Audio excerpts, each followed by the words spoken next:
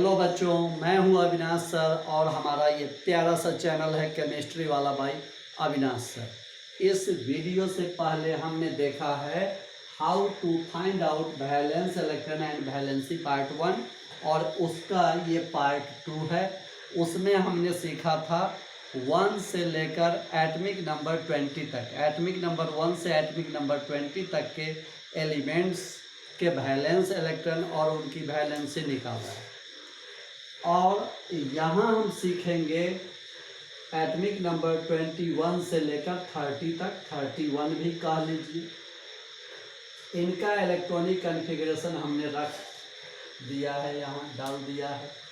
आपसे फिर एक रिक्वेस्ट है कि अगर इलेक्ट्रॉनिक कॉन्फ़िगरेशन में इलेक्ट्रॉनिक कॉन्फ़िगरेशन लिखने में किन्हीं को कोई परेशानी आती है तो मेरा वो वाला वीडियो अवश्य देखिएगा। यूट्यूब चैनल पर पूछ लेंगे आप कि how to write the electronic configuration of an element. उस वीडियो से आप सीख जाएंगे अच्छी तरह से कि कैसे ये आप इलेक्ट्रॉनिक कॉन्फ़िगरेशन लिख सकते हैं।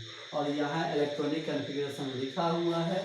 अब इसके आधार पर वैलेंस इलेक्ट्रॉन एंड वैलेंसी यहाँ नोट किया गया है। तो वैलेंस इलेक्ट्रॉन का डेफिनेशन देखिए, the number of electrons present in the outer most orbit is called the valence electron.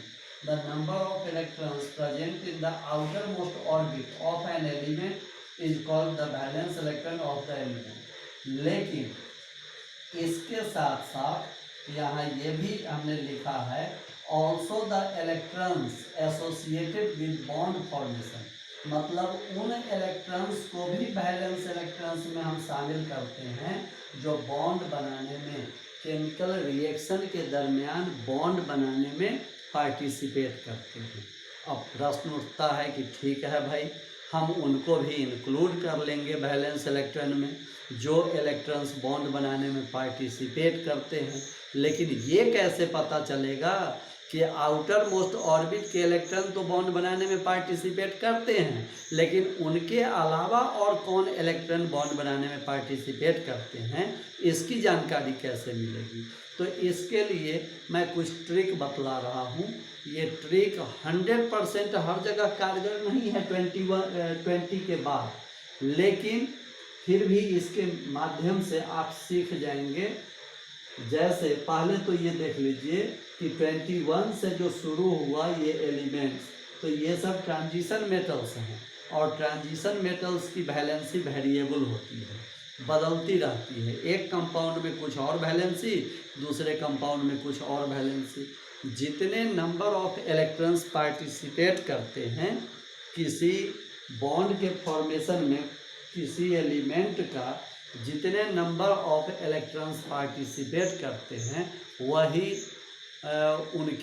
वही उनका वैलेंस इलेक्ट्रॉन हो जाता है और उसके अकॉर्डिंगली वैलेंसी असाइन करती है। अब यहाँ देखते हैं जैसे कि स्कैंडियम है, तो स्कैंडियम शुरू करते हैं 1s2 2s2 2p6 3s2 3p6 4s2 3d1। तो आपको यहाँ पता लगेगा कि फोर्थ वाले को पहले लिख दिया और थर्ड वाले को बाद में। फोर्थ ऑर्बिट के सब सेल को पहले लिखा हुआ है और थर्ड ऑर्बिट के सब सेल को बाद में। तो इसके लिए आप देखिए order of filling electrons in subshells. सब सेल्स में इलेक्ट्रॉन्स के भरने का ऑर्डर क्या है, ये जो ऑर्डर डिटरमिन किया जाता है ये डिफरेंट सब सेल्स की एनर्जी के अकॉर्डिंगली। सबसे पहले हम लिखते हैं उस सब सेल को जिसकी एनर्जी सबसे कम होती है, उसके बाद उसकी जिसकी एनर्जी उससे ज़्यादा, फिर उससे ज़्यादा। तो 1s सबसे पहले आएगा, फिर उसके बाद 2s, फिर 2p, फिर 3s, फिर 3p, फिर 4s। 3p के बाद आ जाता है 4s और उसके बाद बढ़ता है 3d और उसके बाद 4p। इसका मतलब है, याद रखिए कि 3p के बाद 4s और 3d, तो 4p की एनर्जी कम है और 3d की एनर्जी ज़्यादा है। मतलब एनर्जी लेवल यहाँ क्लियरली लिखा हुआ है कि 4s की एनर्जी कम है 3d की एनर्जी से। इसलिए जब इलेक्ट्रॉन्स भरना स्टार्ट करते हैं तो इतना भरने के बाद पहले 4s में जाते हैं, और जब 4s कम्प्लीटली फिल्ड हो जाता है तब 3d में, और 3d के बाद फिर 4p में। कम्प्लीटली फिल्ड होने का मतलब तो मैक्सिमम इलेक्ट्रॉन कैपेसिटी, हम प्रत्येक सबसेल की मैक्सिमम इलेक्ट्रॉन कैपेसिटी यहाँ लिख रखते हैं। एस सब सेल में मैक्सिमम 2 इलेक्ट्रॉन्स रह सकते हैं, पी सब सेल में मैक्सिमम 6, डी सब सेल में मैक्सिमम 10 और एफ सब सेल में मैक्सिमम 14। तो अभी इतने में 31 तक में एफ वाले की ज़रूरत आपको नहीं पड़ेगी। अब देखिए कि यहाँ आप देख रहे हैं कि आउटर मोस्ट ऑर्बिट तो ये 4th ऑर्बिट है। 4th ऑर्बिट में 2 इलेक्ट्रॉन्स हैं, और नियर बाय या नेबरिंग डी सबसेल में जितने इलेक्ट्रॉन हैं उसको भी जोड़ लिए हैं, किसमें, आउटर मोस्ट ऑर्बिट में। यानी कि वैलेंस इलेक्ट्रॉन के लिए हम क्या बताएंगे कि valence electron is equal to number of electrons in outermost orbit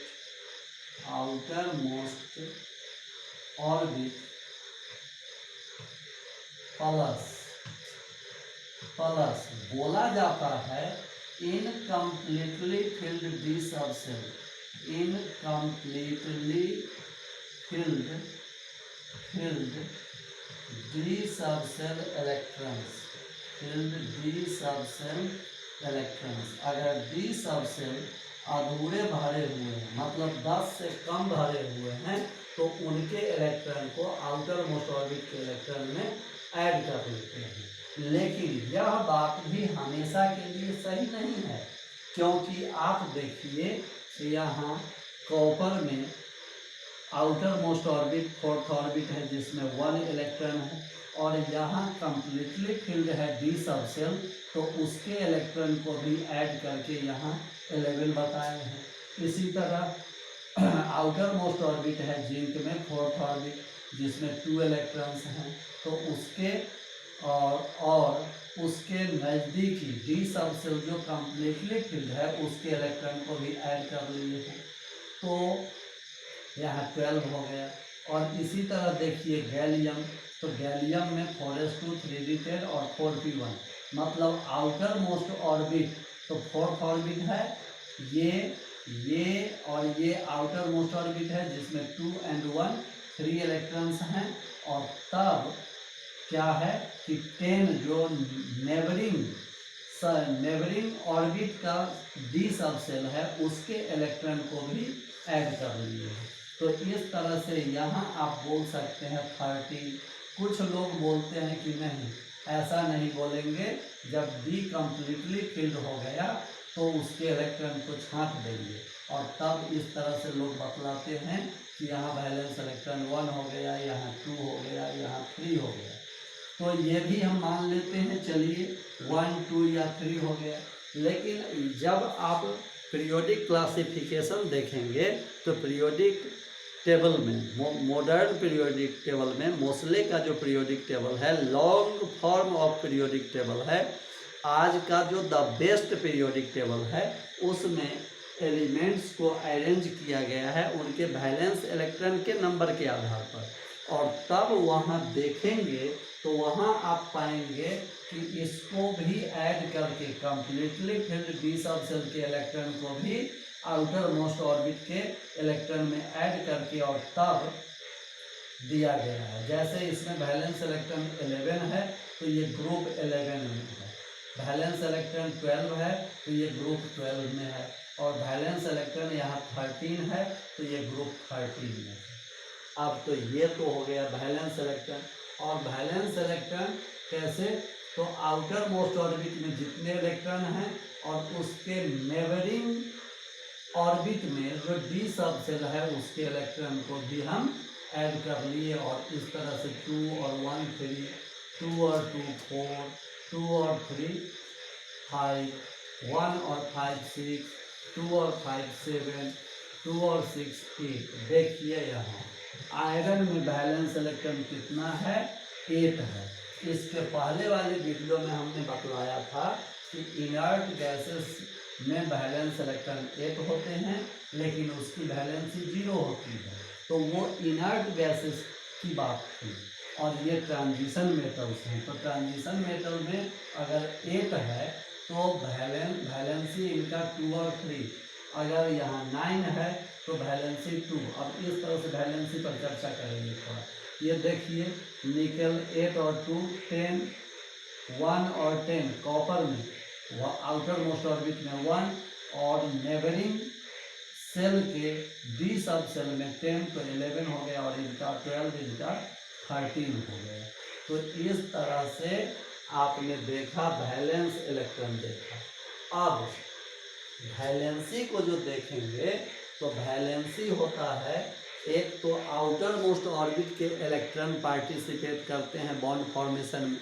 तो जहाँ सिर्फ आउटर मोस्ट ऑर्बिट के इलेक्ट्रॉन्स पार्टिसिपेट करेंगे बॉन्ड फॉर्मेशन में, वहाँ उनकी वैलेंसी उतनी ही हो जाएगी। तो ये तो आप 1 से लेकर 20 तक देख लिए, और 21 से आप देखिए कि वैलेंस इलेक्ट्रॉन 3 है, तो इनकी वैलेंसी 3 होती है, 2 और 1 3। इसका अर्थ हुआ कि ये तीनों ही इलेक्ट्रॉन्स बॉन्ड बनाने में पार्टिसिपेट करते हैं, इसलिए वैलेंसी 3 हो गई। इसी तरह टाइटेनियम में देखते हैं 2 and 2 4, तो ये all the 4 valence electrons participate in bond formation, therefore the valency of titanium is 4। यहाँ वेनेडियम में आप देख रहे हैं कि 2 and 3 5 है, तो 5 है तो कभी पांचों इलेक्ट्रॉन बॉन्ड बनाने में पार्टिसिपेट करते हैं। याद रखिए कैसे पार्टिसिपेट करेंगे, तो ये सब मेटल्स हैं, ये सभी क्या हैं, ट्रांजिशन मेटल्स हैं, ट्रांजिशन मेटल्स हैं। और मेटल्स जो भी होते हैं वो बॉन्ड बनाने में अपने इलेक्ट्रॉन को लूज करते हैं। तो जैसे कि आपने देखा कि वेनेडियम में 2 and 3 5 वैलेंस इलेक्ट्रॉन है, तो जब ऑल द 5 वैलेंस इलेक्ट्रॉन्स को वेनेडियम लूज कर देता है तो वैलेंसी 5। लेकिन कभी कभी ये क्या करता है कि 4s का 1 इलेक्ट्रॉन और 3d के तीनों इलेक्ट्रॉन इसी को लूज कर दिया, और तब वैलेंसी हुआ 4। 4s में से 1 और 3d में से 3, 3d में 3 का 3 और 4s में से 1, तब 3 और 1 4 हो गया वैलेंसी।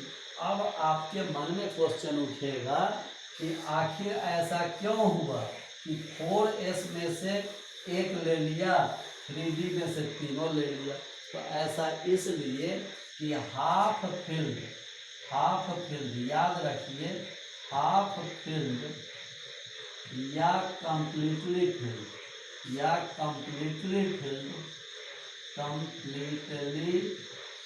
फील्ड एस और डी सबसेल्स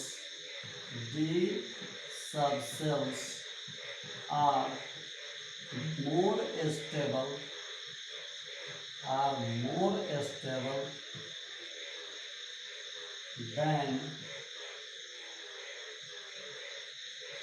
any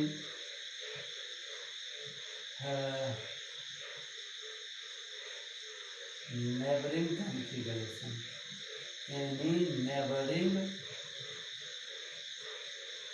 configuration, तो अब देखते हैं कि डी सब सेल के तीनों लूज कर दिया, और 4s में से दोनों भी लूज कर देता है, तो 3 तो 5 लूज किया, 5 लूज किया तो 5 हुआ वैलेंसी। और अगर 1 भी लूज किया तो भी 4s में 1 बच जाता है, जो हाफ फील्ड हो जाता है। तो ये हाफ फील्ड और ये कम्प्लीटली वैकेंट हो जाता है। तो इस तरह से तब होती है वैलेंसी 4। यहाँ देखिए, उसके बाद क्रोमियम में 5 और 1 6, तो वैलेंस इलेक्ट्रॉन 6 है, लेकिन इन 6 में से सिर्फ 2 ही इलेक्ट्रॉन्स पार्टिसिपेट करते हैं बॉन्ड बनाने में, इसलिए मोस्ट प्रोबेबल वैलेंसी क्रोमियम का 2 है। मैंगनीज का 2 and 5 7 है, तो 7, तो इसका मोस्ट प्रोबेबल वैलेंसी होता है 7। लेकिन ये 4 इलेक्ट्रॉन लूज करके भी बॉन्ड बनाता है और 2 इलेक्ट्रॉन, सिर्फ इसी का 2 इलेक्ट्रॉन लूज करके भी बॉन्ड बनाता है। तो मैंगनीज की वैलेंसी 7 4 2। इसी तरह आयरन देखिए, तो आयरन में आप देख रहे हैं कि 3d6 और 4s2 है। तो यहाँ आप देख लीजिए कि आयरन की वैलेंसी 2 and 3 दोनों होती है। तो आयरन की वैलेंसी, आयरन भी एक मेटल है, तो क्या करेगा, बॉन्ड बनाने के क्रम में इलेक्ट्रॉन लूज करेगा। तो आयरन का इलेक्ट्रॉनिक कॉन्फ़िगरेशन है 4s2 और 3d6। तो देखिए, जब ये दोनों इलेक्ट्रॉन आउटर मोस्ट ऑर्बिट के इन दोनों इलेक्ट्रॉन्स को लूज कर दिया तो वैलेंसी हो गया 2।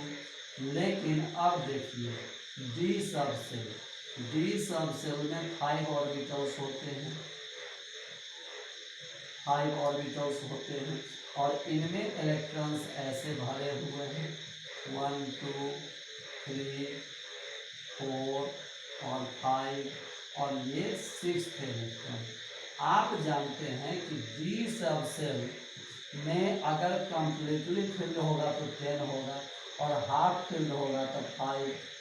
तो अगर 10 रहे तो वो भी स्टेबल, कंप्लीट, तो कंप्लीट है, तो 10 है तो ये भी स्टेबल, 5 है, हाफ है तो ये भी स्टेबल।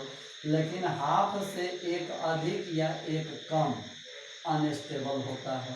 इसलिए कभी कभी तो आयरन सिर्फ इन दोनों इलेक्ट्रॉन को लूज करके 2 वैलेंसी शो करता है और कभी कभी इन दोनों के साथ साथ इस इलेक्ट्रॉन को भी लूज कर देता है और तब जाके इन दोनों के साथ साथ जब इसको लूज करेगा तब उसकी वैलेंसी हो जाएगी 3। ये दोनों और ये एक 3। तो इस तरह से देखिए आयरन की वैलेंसी 2 and 3 हो गई। इसी तरह कोबाल्ट का देखिए, मोस्ट प्रोबेबल वैलेंसी है 2, तो ये हो गया, यही 4s का 2 लूज करता है। निकल देखिए, निकल है 4s2 3d8, मतलब 10 है वैलेंस इलेक्ट्रॉन, तो ये इस 2 को भी लूज करके काम चला लेता है, बॉन्ड बना लेता है, और नहीं तो उसके बाद 3d में से भी एक इलेक्ट्रॉन लूज करता है। इसी तरह कॉपर की वैलेंसी 2 और 1 दोनों होती है dd ट्रांजिशन के कारण। जिंक की वैलेंसी 2 होती है, कंप्लीटली 2 इलेक्ट्रॉन है, इसको लूज कर देता है। और गैलियम की वैलेंसी 3 2 और 1 तीनों ही है। गैलियम की वैलेंसी 3 भी है, जब ये 2 और ये 1 3 को लूज कर दिया। जब सिर्फ इसी दोनों को लूज किया तो हो गया 2। और डी ट्रांजिशन, डी सबसेल के ऑर्बिटल्स में इलेक्ट्रॉन्स एक जगह से एक ऑर्बिटल से दूसरे ऑर्बिटल में आते जाते रहते हैं। ये नेचर में ऐसा होता है कि नेचर में हमेशा कभी टेम्परेचर बढ़ेगा, कभी लाइट एनर्जी का रेडिएशन बढ़ेगा, कभी घटेगा, टेम्परेचर घटेगा, कभी रेडिएशन घटेगा। तो एनर्जी के ट्रांजिशन के कारण इलेक्ट्रॉन्स का ट्रांजिशन होता रहता है और इस तरह से ये वैलेंसी शो करते हैं। लेकिन ये चूँकि ट्रांजिशन मेटल्स हैं, इसलिए ट्रांजिशन मेटल्स के केस में ये जो भी बातें बताए हैं आप याद रखिए कि यही बातें हमेशा सही नहीं हैं। आप जैसे जैसे हायर क्लासेस में जाएंगे आप देखेंगे कि ट्रांजिशन मेटल्स शो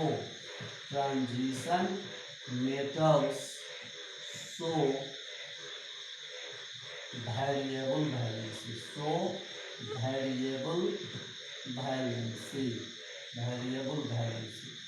और अभी काम चलाने के लिए स्टार्टिंग जब आप केमिस्ट्री सीख रहे हैं तो इतना काफ़ी है, इससे आपकी शुरुआत हो जाएगी। आप 11th में हो, 12th में हो, 9th में हो, 10th में हो, 8 7, छोटे बच्चे भी कभी कभी आगे बढ़ के पढ़ते हैं, तो सबका काम चलेगा। और इससे ज़्यादा की जो ज़रूरत है वो पढ़ाई के क्रम में खुद ही पता चल जाता है। Thank you very much.